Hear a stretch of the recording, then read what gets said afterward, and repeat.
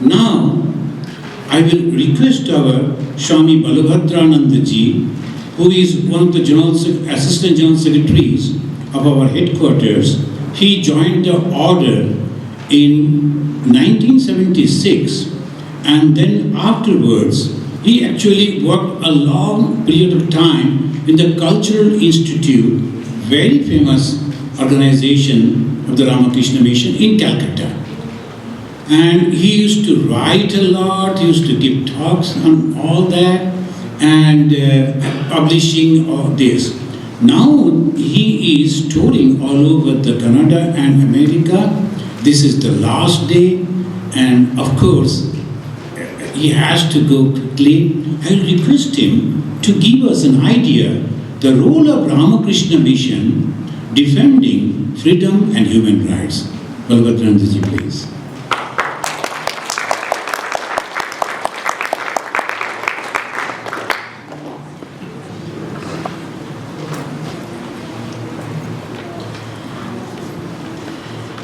Good afternoon, everybody. My special thanks, grateful thanks to the monks present on the dais, especially to Swami Ishatmananda ji and Swami Premananda ji for their inviting me to Canada and United States and making it possible for me to be present before you on this very important occasion, the World's Parliament of Religions, which is again taking place at the very city of Chicago, where the first parliament in 1893 was held, and in which our Swami Vivekananda participated. There is one thing common among all the four monks present on the dais.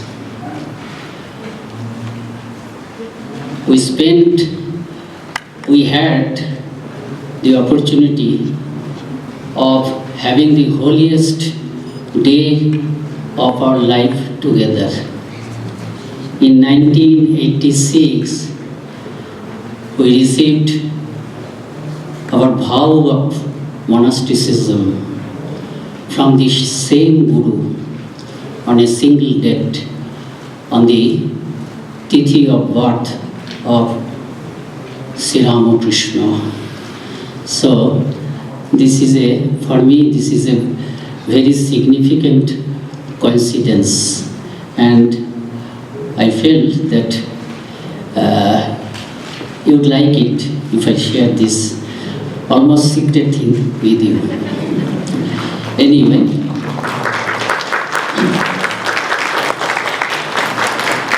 my topic is role of Ramakrishna Mission in defending freedom and human rights. Ramakrishna Mission has always stood for freedom and human dignity and human rights in the most comprehensive and truest sense of the terms. And the root of this fact lies in the following three factors. Firstly, it is based on the life and teachings of Sri Ramakrishna, who was a born lover of freedom. He had a sharp intellect, strong common sense, keen observations, a pure and simple heart, and of course, an unflinching devotion to God.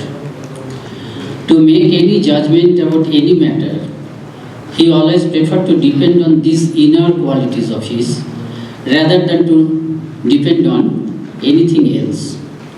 That is why it was found since his childhood that he would sometimes behave in most unconventional ways. As for example, he rejected the formal education, brushing it aside as mere bread-earning education and not aiming at real knowledge. Similarly, at the time of being invested with the sacred thread, which is a mandatory ceremony of Hindu Brahmin boys, going against all social and scriptural norms, he took the took his first alms after the specific rites from one low caste woman and not from his parents or any Brahmin relatives. When tried to be persuaded, he had said, I gave her word to this effect. She also loves me like her own son. How can I go back on my word and still remain a Brahmin? Thus we find that since his childhood, Ramakrishna grew up as one who preferred to live in freedom. The same is true with Swami Vivekananda also, Ramakrishna's foremost disciple. Viveka means conscience. The very meaning of the name Vivekananda is one who finds joy in conscience and whose conscience is fully awakened.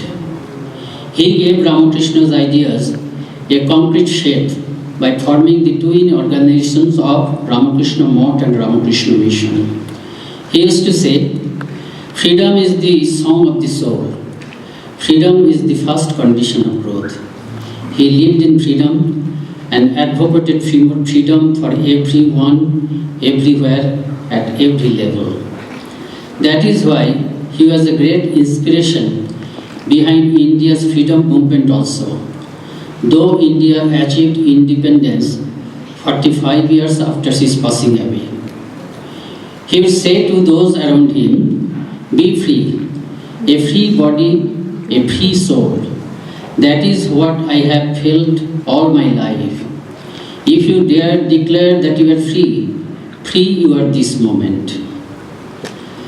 Thirdly, and more importantly, Ramakrishna Mission is based on Vedanta, which forms the essence of Hinduism and includes and accepts basic tenets of every religion. Ramakrishna Mission is based on Vedanta as experienced by Ramakrishna and interpreted by Vivekananda in the light of Sri Ramakrishna's Vedantic experiences. Vivekananda once said to his disciple Sister Nivedita that Sri Ramakrishna's unique life is the unique method by which Vedanta can be used in the best possible manner for the good of modern humankind. Now, Vedanta at the very first place talks of mukti or freedom as the ultimate spiritual goal, not of heaven or not of even God.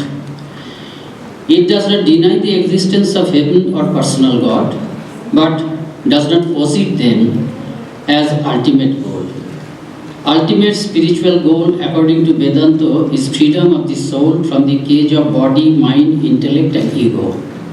And on the other hand, Vedanta talks of oneness of all beings, because every being is potentially divine, and on the basis of that divine identity, all are one and equal with each other. So even human right is a smaller expression in the light of Vedanta.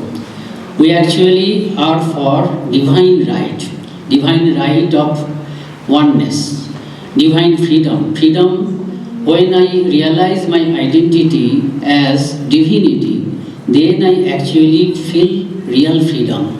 Ramkrishna, Vivekananda ideas or the Vedantic ideas, they draw our attention to that ultimate goal of freedom and that ultimate right that we call divine right, that we may call divine right.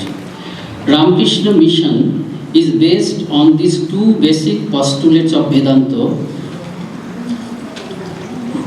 which is this freedom of the embodied soul from the cage of body, mind and ego, and the divine oneness of every being. Swamiji once said, Vedanta does not proclaim equality, but oneness.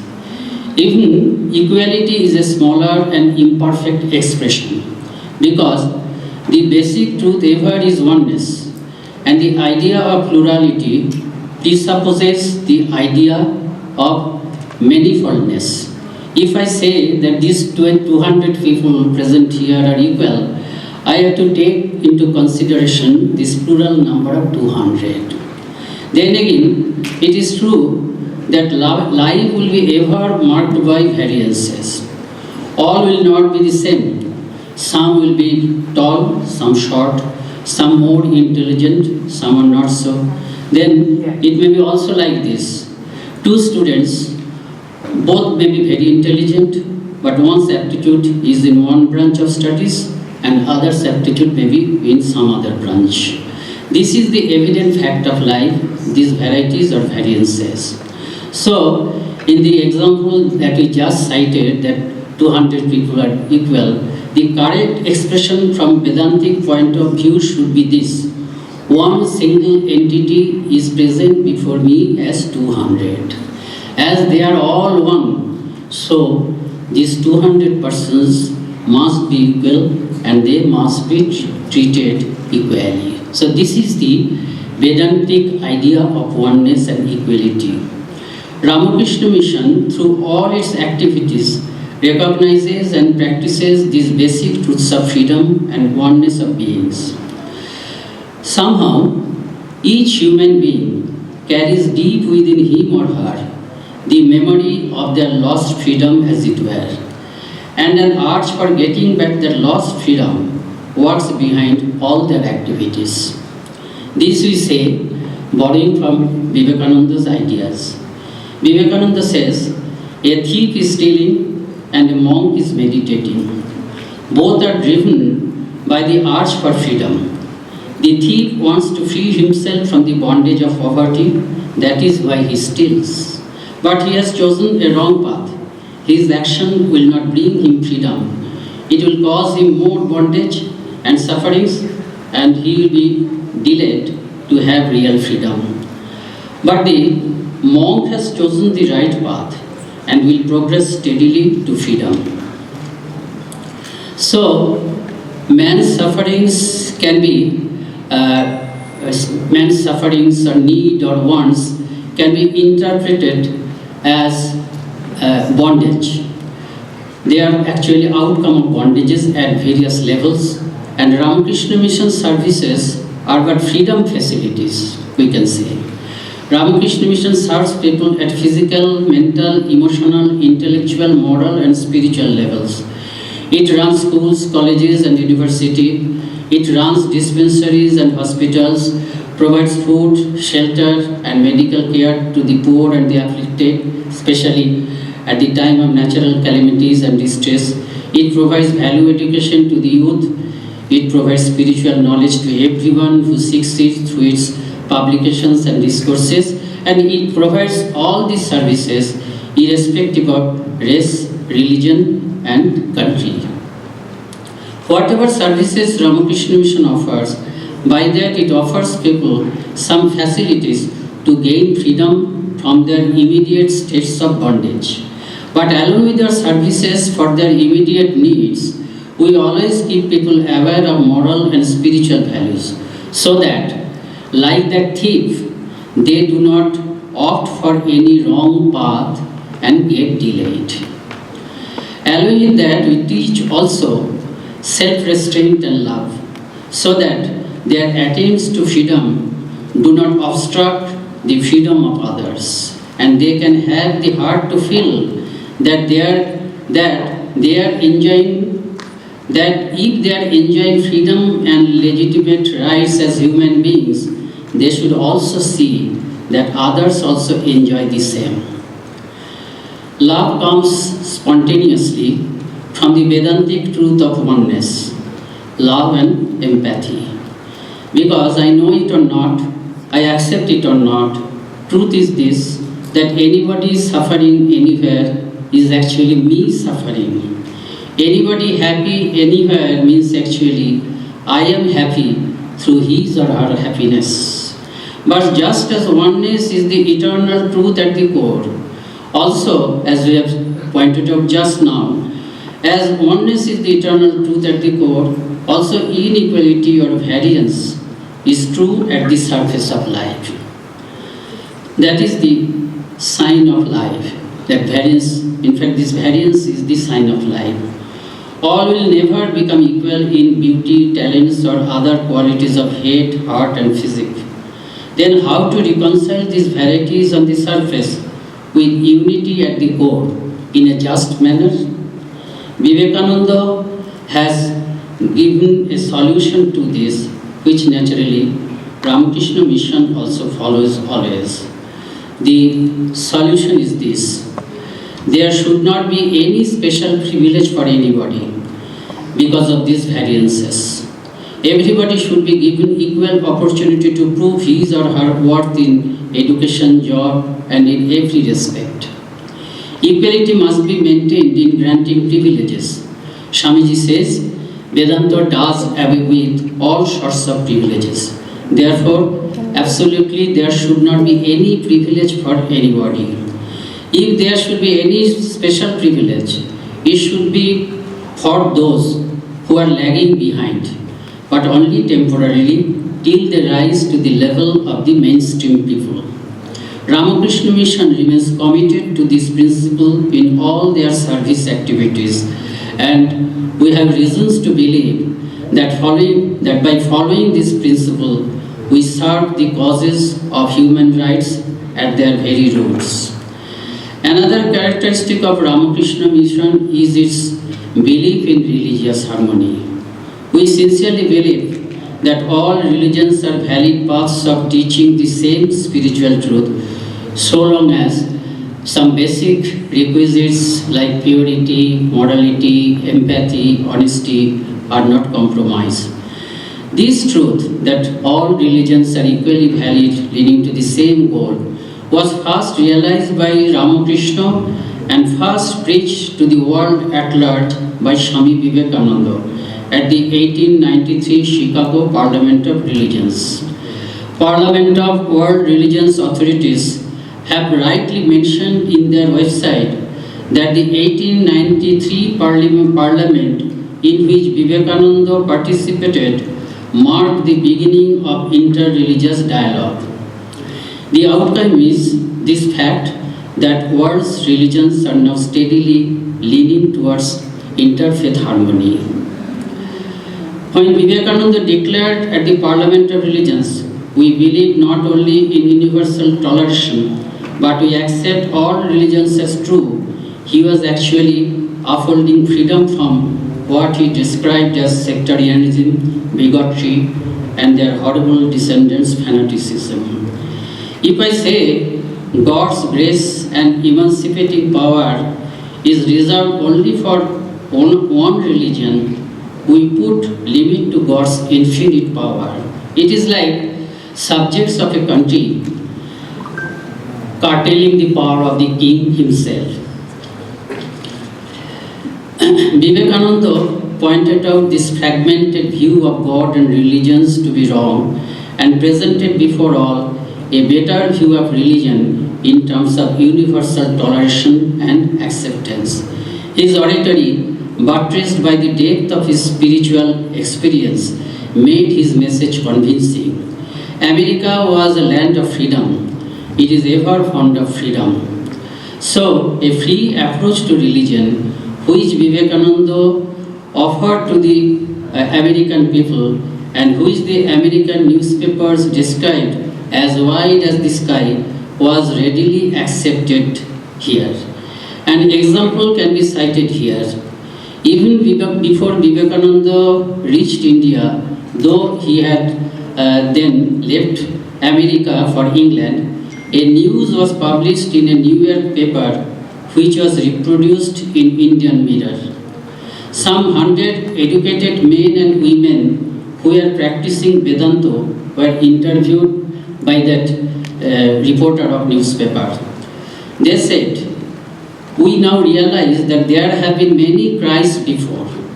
They are all outcome of the eternal principles of Vedanta." They were asked immediately, "Don't you think by this you are moving away from Christ and Christianity?" They said, "Not at all. We feel that we now understand the Prophet of Nazareth and Christianity better than before." I'll conclude quoting from Sister Nivedita a few lines on Sri Ramkrishna's universal love. Sister Nivedita writes, "In this man's love, there was no limitation everywhere. His longing was for the salvation of every soul in a whole world. A universe from which one, most significant one, was missing would not have seemed perfect in his eyes. This all-inclusive love is the motivation behind all the activities of Ramkrishna Mission. Thank you.